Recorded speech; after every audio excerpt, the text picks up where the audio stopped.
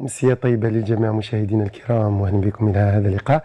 استمرار لتساقط الأمطار خلال أمسية اليوم على الواجهة الشرقية على السواحل حتى المرتفعات. أما خلال يوم الغد الجمعة إن شاء الله مصلحة الأرصاد الجوية ترتقب بحول الله أجواء مشمسة صحوة على الواجهة الغربية وكذلك الوسطى، ولكن بعد انقشاع الضباب على المرتفعات والهضاب، لكن السحب تكون كثيفة على الواجهة الشرقية ومناطق الجنوب الشرقي.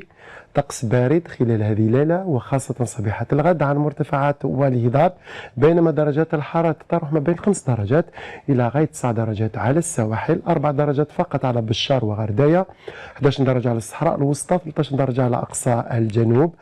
أما خلال ظهيرة الغد إن شاء الله درجات الحرارة القصوى دائما في تراجع على المرتفعات والهضاب، 10 درجات فقط على الغواط، الجلفة، المشيرية العامة والبيض، مقاييس ما بين 17 لغاية 18 درجة على الواجهة الساحلية. ننتظر 17 درجة على كل من غرداية، عفوا على كل من بسكرة، المغير، تقرت، كذلك جانت وبشار، ترتفع لغاية 26 درجة على أقصى الجنوب. أما البحر خلال يوم الغد يبقى هادئ وجميل على الواجهة الغربية والسواحل الوسطى، لكن قليل اضطراب على السواحل الشرقية، رياح ضعيفة تقريبا على طول الشريط الساحلي.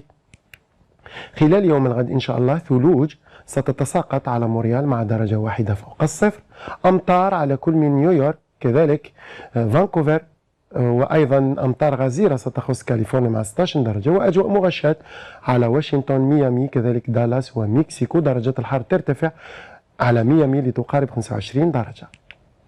غروب الشمس ليوم الغد إن شاء الله الجمعة على مستوى العاصمة سيكون بحول الله في تمام 5:47.